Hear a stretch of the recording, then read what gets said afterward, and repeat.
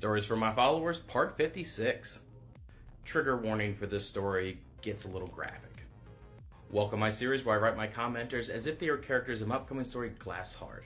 Elizabeth, I took a look at your profile. This is what I have for you, and I hope you enjoy it. For those with nothing, there is nothing to lose.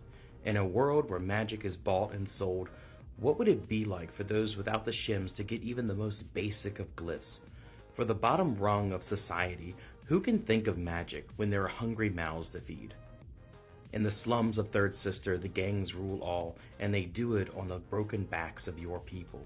They work in their shops, their clubs, and pay what little they have for protection. All for the gang to turn around and use their ill-gotten gains to gather more power. It was your sister that set you on this path. One of the Jags that controlled your area wanted her. You knew what would happen to her if she went with them.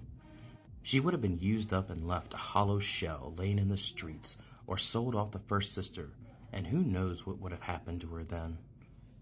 The pipe was just laying there. A half-melted blowpipe a scrapper must have dropped from the cart. One swift strike caved in the Jag's head. What was a moment of victory sparked a massacre on the streets as the Jags retaliated over the loss of their soldier. When the dust settled, you were left alone with a set of new scars and a thirst for revenge. The Jags may have their glyphs, but you're going to show them how powerless they actually are. You train your body, and what you need is speed and agility. You hold a hit and dash war on the Jags. Working smarter, not harder, you begin picking them off one at a time. You choose your targets carefully, always catching them by surprise. Locals say that you're a vengeful spirit that haunts the streets of Third Sister. And they don't know how right they are. Stories from My Followers, Part 57. Let's do a happy story today. Welcome my series where I write my commenters as if they were characters in my upcoming story, Glassheart. Haley, I took a look at your profile. This is what I wrote for you, and I hope you enjoy it. There is nothing better than a canard and the open sands. As courier, no one knows the dunes like you do. Every rock outcrop and trading post from Dolream to the mining towns feels like a second home. A chance to meet up with old acquaintances, catch up on the latest gossip from the city, and gives you a safe place to pray to humanity's salvation, Elio the Spark. The desert holds many dangers, but is also the only place where you can cut loose. Canards are built to dash across the sands, and it is in those moments that you are at your happiest, totally free from your troubles. There is a bit of competition among the couriers. Time runs from post to post are recorded, and a leaderboard is updated monthly. Couriers add shims to the pod, and to the victor go the spoils. Your name shows up on that board often, along with 3 records that have yet to be broken. Being out on the sands all the times leaves little time for romance. Everyone is so fixated on themselves and only focus on the job at hand. More than once, someone you thought had your back turned out was only using you for route trips or help on the run. Nowadays, you just focus on the spark's guiding light, the sand beneath you, and a thrill of outracing everything else in the desert. Maybe one day you'll settle down, move back to the city, and enjoy a normal life. But for now, there's nothing better than a canard and the open sands. Stories for My Followers, Part 58. I hope you love this one. Welcome to my series where I write my commenters as if they were characters in my upcoming story, Glassheart. Pixie, I took a look at your profile. This is what I have for you, and I do hope you enjoy it.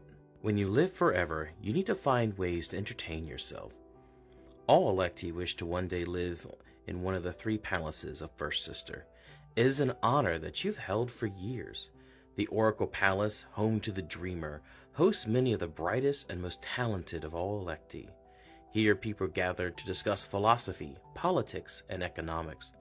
Truly the center of enlightenment for not just Dolream, but all of the Engravid Desert. Everyone needs a break every now and again. As Prime Game Master, you plan, construct, and host a myriad of entertainment for the Dreamer and her guests. Working close alongside your dedicated Cthulhu troupe, you ensure each of the games to be fun and safe. Knowing full well her love for puzzles, you have spent endless long nights to ensure your games stimulate the brilliant mind that is Manasa. Her smile at the end of one of your distractions ensures your place in the palace and your family's seat at her table. The favor you have with Manasa is a double-edged sword. Some electee feel that their hold on the attention of the dreamer is slipping. They can't do anything in the open, but they can disturb your games and sabotage your equipment. You needed to start having more Cthor with you to make sure that no one important gets hurt. It was a surprise to you then when you received an invitation to Manasa's private quarters. You dressed to impress, an electee ready for court, only to find her in a simple gown and linen shawl. A board game is set out and she wishes for a challenging game to ease her thoughts. While playing, Manasa wants to share a vision with you. With the creation of the glyphs, many humans have found their way to the dreamscape. She is concerned that they may venture too far and hurt themselves.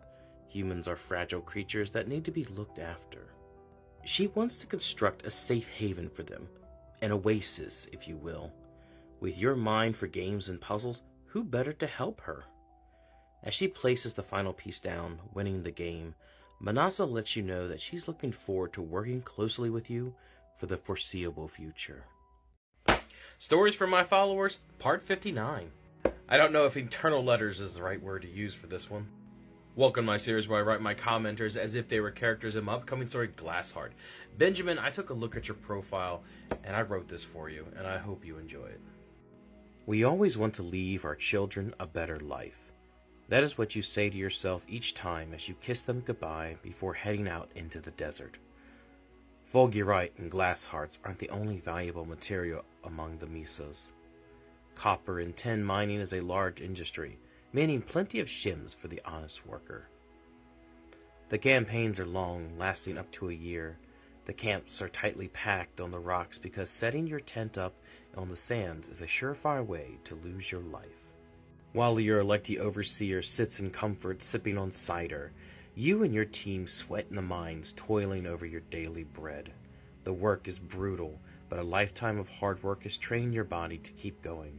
The thought of seeing your family again keeps your spirits high. You work as fast as you can to clear the vein, but what's confusing is the equipment they give out.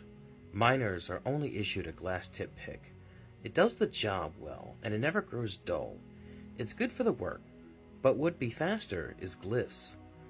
The Cthor and their gauntlets would make quick work of the stone, and you can't even imagine what the electee could do with it with their bodies covered in crimson. Maybe it's just wishful thinking to get home faster. A year is a long time to be away from growing children. You don't even recognize them when you get back home.